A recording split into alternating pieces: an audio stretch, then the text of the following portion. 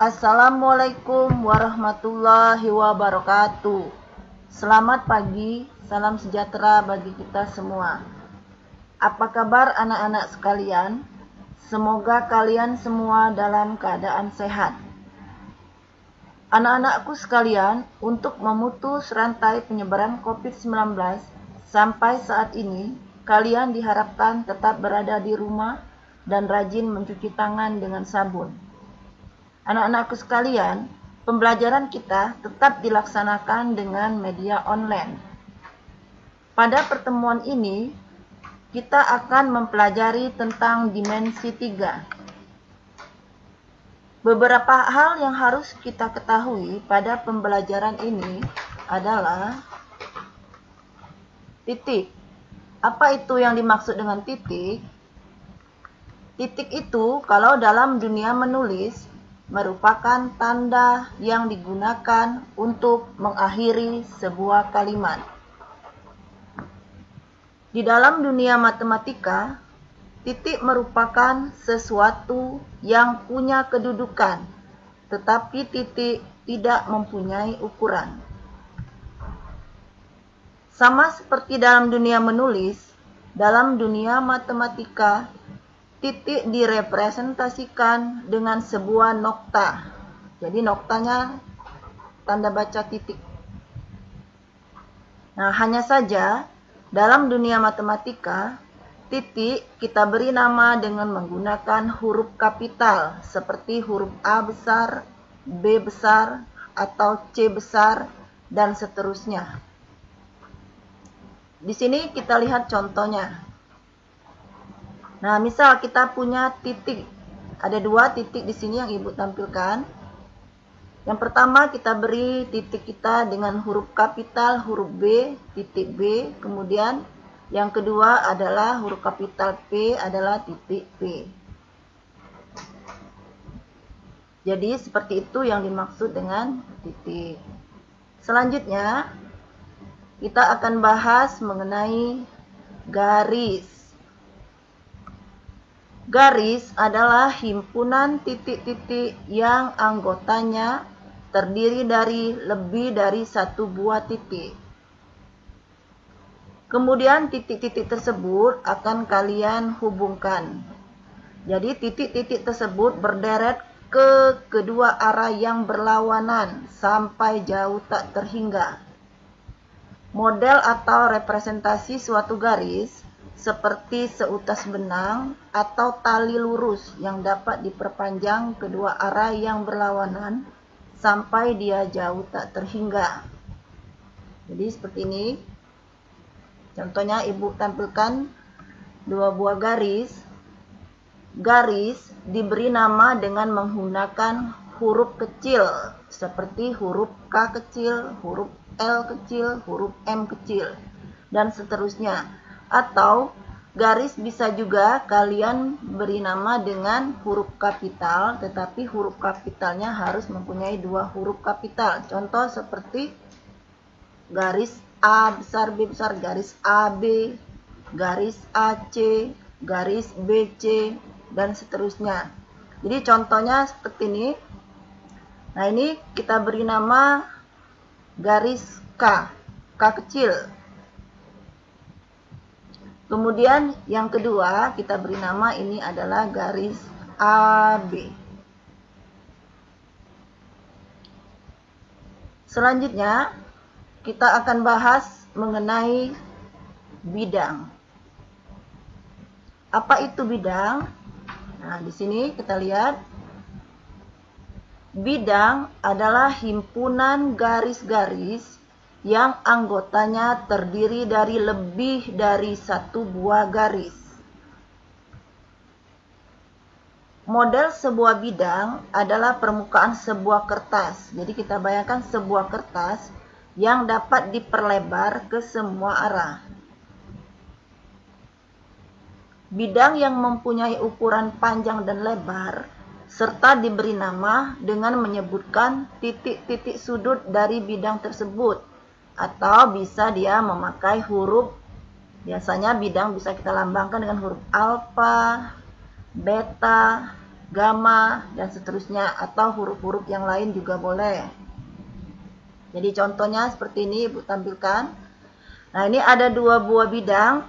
Bidang yang pertama, Ibu tampilkan dia namanya adalah bidang alfa. Jadi kita letakkan nama bidangnya di sini dalam bentuk sudut bidang alfa. Yang kedua, namanya adalah bidang, kita beri nama di setiap titik sudutnya. Jadi kita sebutkan namanya bidang ABCD.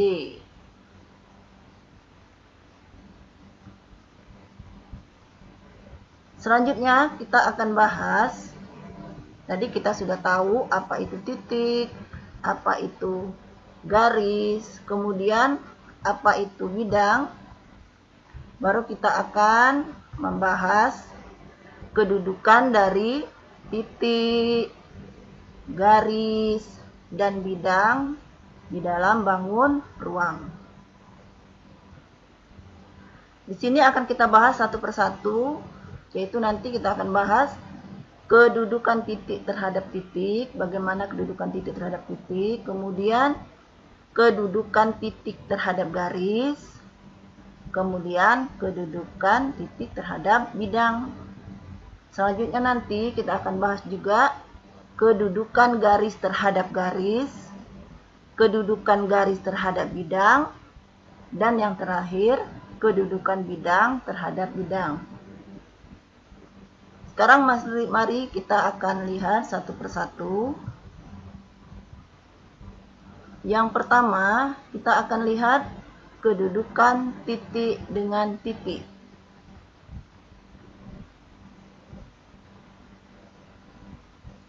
Di sini, kedudukan titik dengan titik ada dua. Yang pertama, titik berimpit dengan titik. Jadi, contohnya seperti ini. Nah, di sini seperti terlihat hanya ada satu titik saja. Sebenarnya ini ada dua titik, tapi titiknya berhimpit. Yaitu kita beri nama ini adalah titik A dan titik B.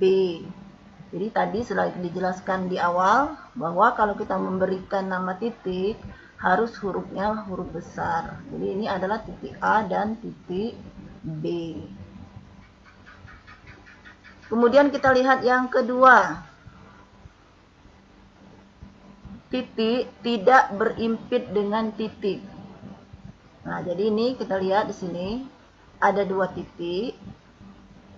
Di sini kita lihat ada titik A.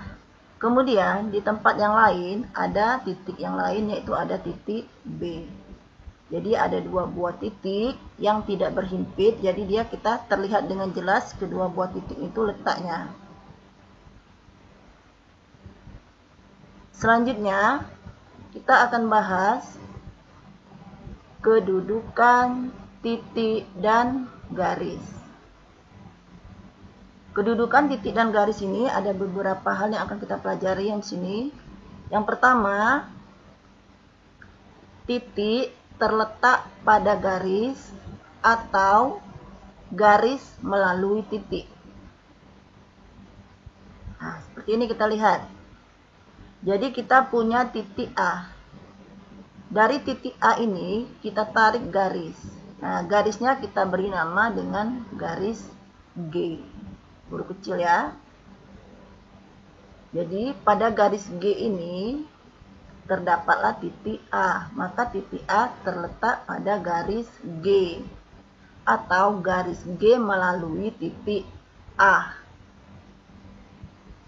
Selanjutnya, yang keduanya atau B, titik tidak terletak pada garis atau titik berada di luar garis.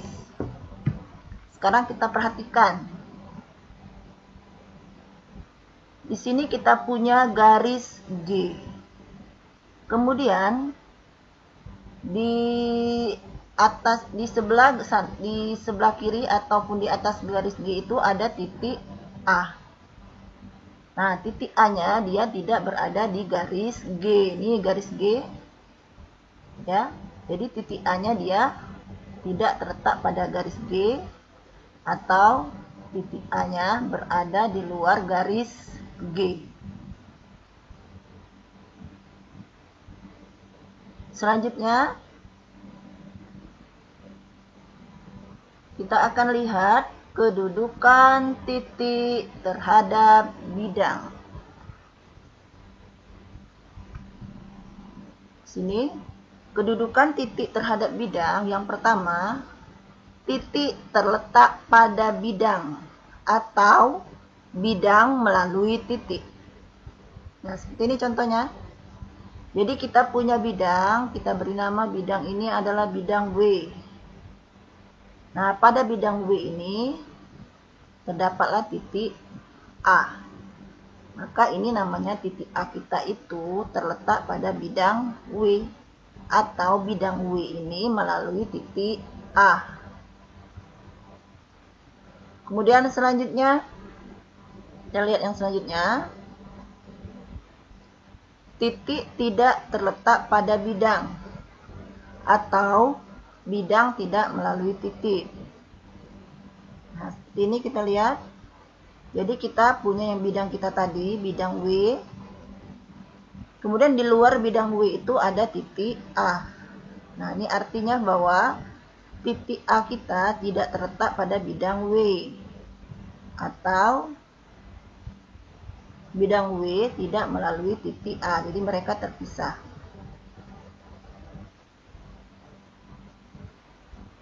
Selanjutnya,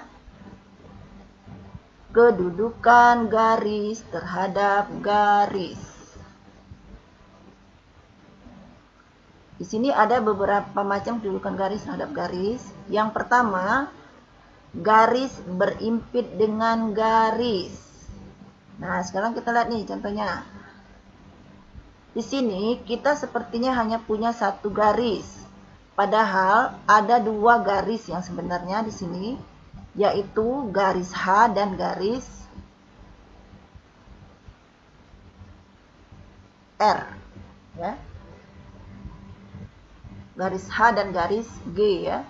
Nah, dua garis ini mempunyai arah dan ukuran yang sama, jadi mereka berimpit. Jadi kita tidak melihat ada perbedaan sama sekali karena dia sama semua ukurannya, dia berimpit. Ya, jadi dua garis ini dia berimpit. Selanjutnya, garis sejajar dengan garis. Garis sejajar dengan garis. Nah, ini kalau dia garis sejajar dengan garis. Dia mempunyai arah yang sama, kemudian dia juga panjang yang sama. Jadi contohnya garis G dengan garis H ini dia sejajar, lah itu sejajar ya. Nih, sejajar. Ini namanya dua garis sejajar, garis G dengan garis H. Selanjutnya, garis berpotongan dengan garis. Nah, ini contohnya kita punya garis G dengan garis H. Jadi garis G dengan garis H ini dia berpotongan di suatu titik, yaitu titik A. Jadi artinya suatu garis dia akan berpotongan dengan suatu garis, berarti dia harus punya satu titik potong, minimal punya satu titik potong. Di syarat sebuah garis itu berpotongan, dia harus punya satu titik potong. Jadi seperti garis G dengan garis H ini, dia mengapa dikatakan dia berpotongan? Karena dia punya satu titik tempat dia berpotongan, yaitu titik A. Ini ya. Selanjutnya kita lihat lagi. Nih, garis bersilangan dengan garis. Nah, ini garis bersilangan dengan garis. Nah, bagaimana garis yang bersilangan dengan garis? Jadi kita lihat di sini. Di sini kita punya bidang W, garisnya adalah garis G.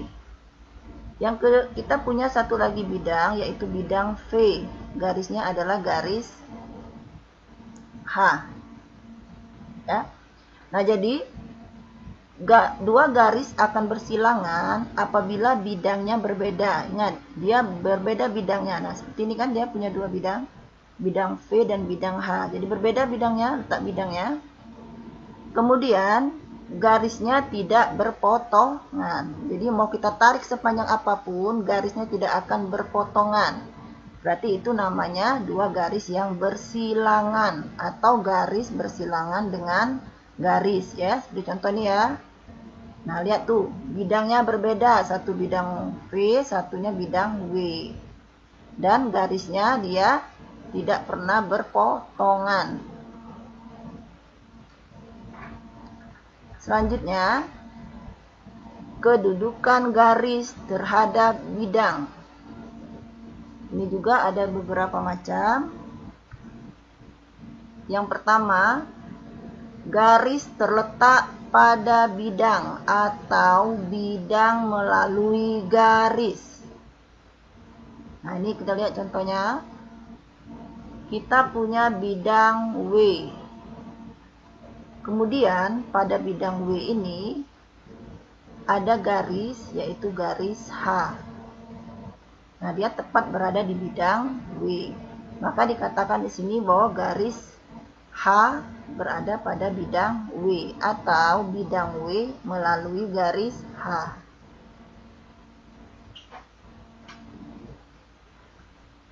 Selanjutnya, yang kedua yaitu garis sejajar bidang. Garis sejajar bidang atau bidang sejajar garis. Garis sejajar bidang atau bidang sejajar garis. Nah, sekarang kita perhatikan contohnya. Di sini kita punya bidang W dan kita punya garis H. Nah, yang namanya garis sejajar bidang, yang penting garisnya itu dia harus ada salah satu saja dia yang sejajar dengan garis yang ada pada bidang, maka dia dikatakan garis itu akan sejajar bidang.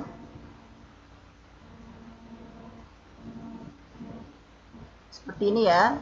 Nah, jadi ini bidang kita bidang W, kemudian kita ada garis. Nah, garis ini sejajar dengan bidang ini. Karena di dalam bidang ini kan ada garis yang ini. Nah, ini dia sejajar kan, maka dia dikatakan garis sejajar bidang. Jadi bukan bentuknya seperti ini saja, nanti kita lihat lagi contoh-contoh yang selanjutnya ya. Selanjutnya kita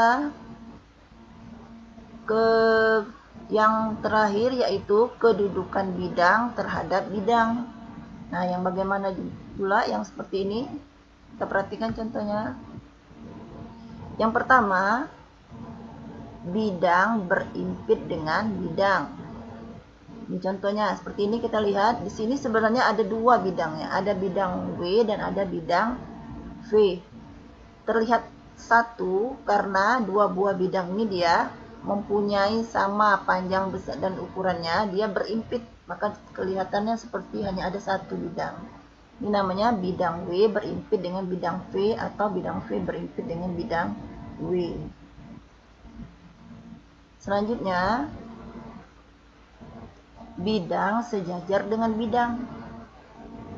Nah, jadi dia ada dua bidang. Lihat sini contohnya. Kita punya bidang V dan punya bidang W. Kalau kalian perhatikan sejajar dia kan. Jadi dia ukurannya sama, letak, kemudian bentuk letaknya juga sama. Ini namanya dua buah bidang yang sejajar atau bidang V sejajar dengan bidang W.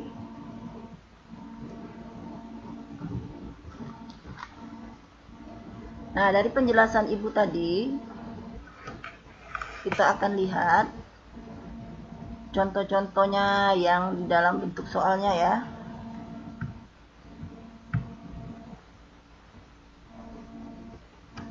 Sekarang yang ketiga, yang tadi yang bidang tadi, yaitu bidang berpotongan dengan bidang. Terakhir yang ini ya, bidang berpotongan dengan bidang. Jadi ada dua bidang, yang namanya dia berpotongan, berarti dia ada titik potongnya. Contohnya ini adalah bidang W dengan bidang V. Nah, dia berpotongan, dia punya titik potong. Nah, di mana titik potongnya? Ini titik potongnya. Ini dia ada dua titik potongnya. Ini ya. Nah, kemudian di sini. Nih, dua ini ya, dia berpotongan. Kalau ini sih dia tidak berpotongan karena ini garis putus ada di belakang. Ini di atas, ini ada di bawah. Di sini dia berpotongan nih. Maka disebut dengan bidang berpotongan dengan bidang. Sekarang kita lihat contoh dari semua yang telah Ibu jelaskan tadi ya. Sekarang kita lihat contohnya. Contoh yang pertama, coba kita akan perhatikan kubus ABCD E F G H berikut ini. Jadi kalau kalian menggambar kubus seperti ini ya, beri nama kubusnya A, B, C, D, E, F, G, H. Nah, di sini kita akan lihat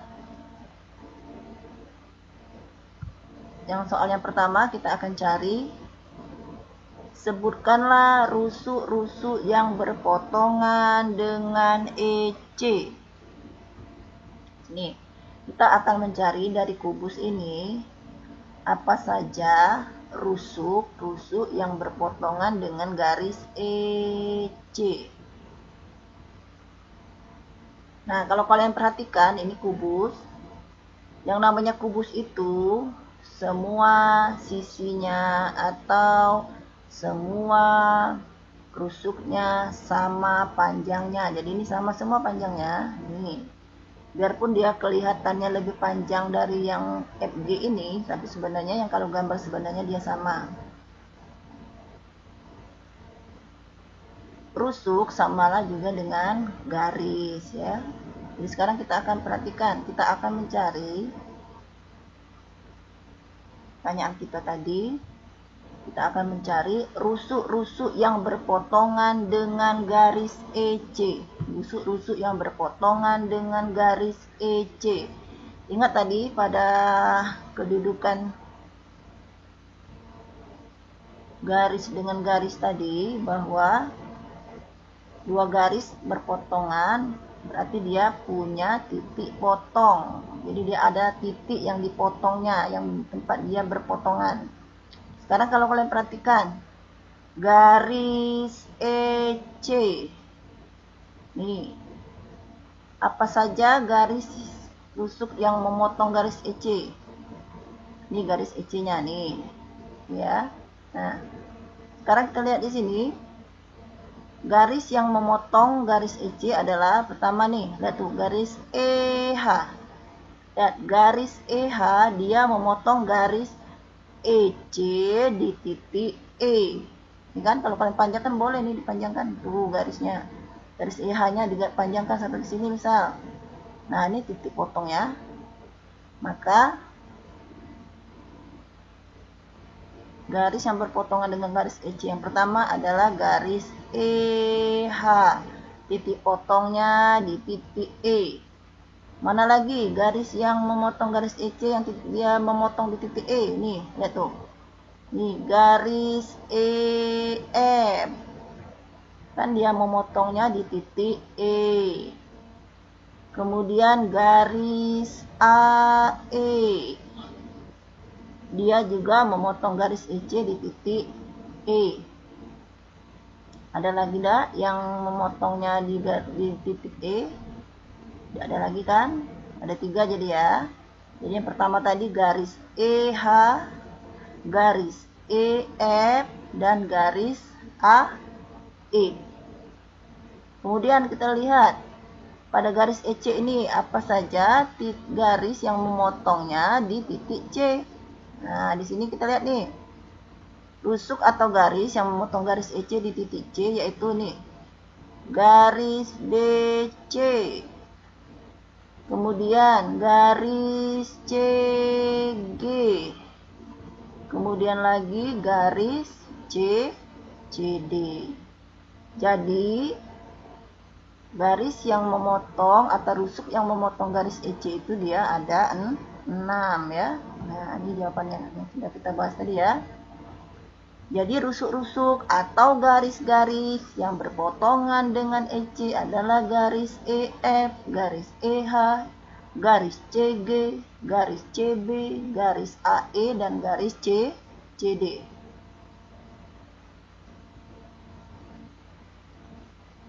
Selanjutnya kita lihat contoh soal yang kedua. Kita akan mencari garis-garis yang sejajar dengan garis AD. Garis-garis yang sejajar dengan garis AD. Sekarang kita lihat lagi kubus kita tadi ya. Garis-garis sejajar dengan garis AD. Nah, ini kita lihat garis AD-nya. Ini garis AD-nya. Nah, mana rusuk atau garisnya yang sejajar dengan garis AD? Kalau kita perhatikan di sini, lihat garis AD. Garis AD ini dia sejajar dengan garis EH. Mana lagi dia sejajarnya? Dia sejajar dengan garis BC. Mana lagi? Dia sejajar dengan garis FG. Ya, jadi garis yang sejajar dengan garis AD itu berarti ada 3. Yang pertama dia sejajar dengan garis EH. Dia sejajar dengan garis BC dan garis FG.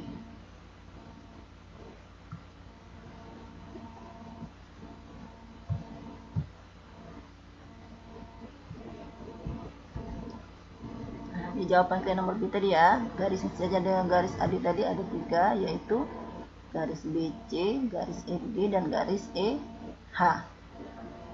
Nah, selanjutnya kita lihat lagi rusuk-rusuk yang bersilangan.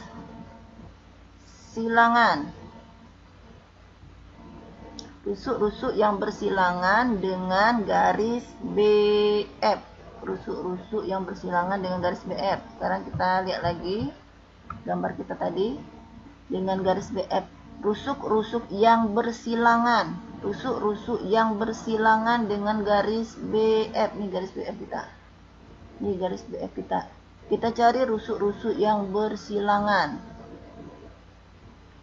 Ingat tadi bahwa 2 garis bersilangan itu syaratnya dia tidak terletak pada bidang yang sama dan dia tidak punya titik potong. Sekarang kita lihat di sini garis BF kita. Mana yang bersilangan dengan garis BF? Lihat garis BF itu kalau kalian perhatikan dia terletak pada bidang yang berada paling depan nih. Pada bidang paling depan garis BF ya.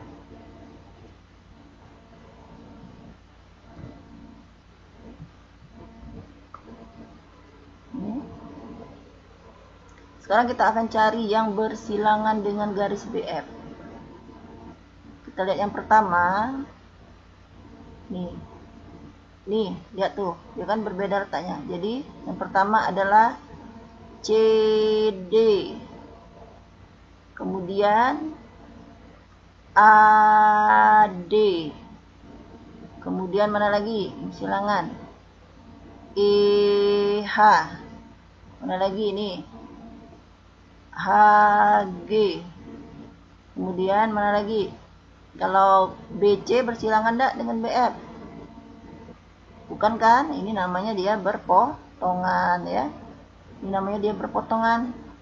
Karena dia bertemulah di titik B atau punya titik potongnya di titik B.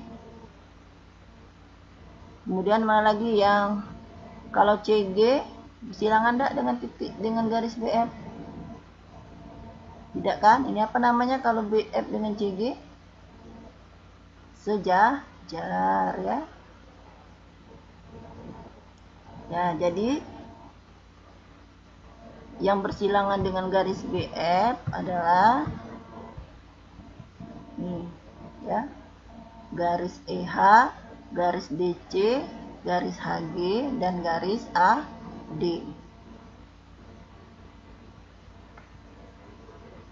Selanjutnya kita lihat contoh soal yang lain.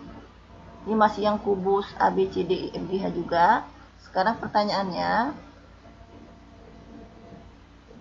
kita akan mencari kedudukan garis ya. Tentukanlah kedudukan garis FD terhadap bidang ACGE. Sekarang kita lihat kubus kita. Garis FD nih, garis FD terhadap bidang ACGE. Nah, nih bidangnya. Jadi ada bidang ACGE, kemudian ada garis FD. Nah, bagaimana kedudukan garis FD terhadap bidang ACGE? Kita perhatikan. Nah, di sini dapat kalian lihat ya bahwa garis FD terhadap bidang ACGE dia menembus bidang ya. Jadi dia menembus ini bidang kita tuh. Ada garis FD dia menembus di belakangnya tuh, tembus ya. Nah, jadi dia garis FD itu dia menembus bidang ACGE. Selanjutnya kita lihat lagi contoh yang selanjutnya. Nih, kita akan melihat kedudukan garis EC terhadap bidang CDEF. Nih, kita lihat garis kita. Garis kita garis EC terhadap bidang CDEF. Nah, lihat tuh. Di sini dapat kalian lihat, nih bidang CDEF kita. Di sini ada garis EC. Kalau kalian perhatikan, bagaimana kedudukan garis EC-nya? Jawabannya apa? Iya, jadi garis EC kita terletak pada bidang CDEF. Selanjutnya kita lihat lagi contoh yang ketiga. Nih, kita akan melihat kedudukan garis ED terhadap bidang BCGF. Nah, sekarang kita lihat ini. Garis ED. Ini garis ED kita terhadap bidang BCGF. Mana BCGF kita nih? Bidang kita BCGF. Nah, ini. Nah, sekarang coba bagaimana kedudukannya garis ED kita terhadap bidang BCGF ya. Nah, kalau kalian perhatikan bahwa garis ED kita terhadap bidang BCGF dia sejajar dengan bidang BCGF. Nah, kenapa dikatakan sejajar?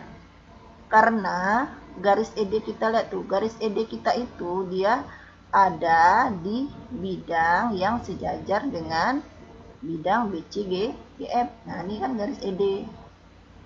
Ya, karena dia berada di bidang yang sejajar ini, maka di garisnya juga bisa kita namakan garisnya sejajar dengan bidang BCGF.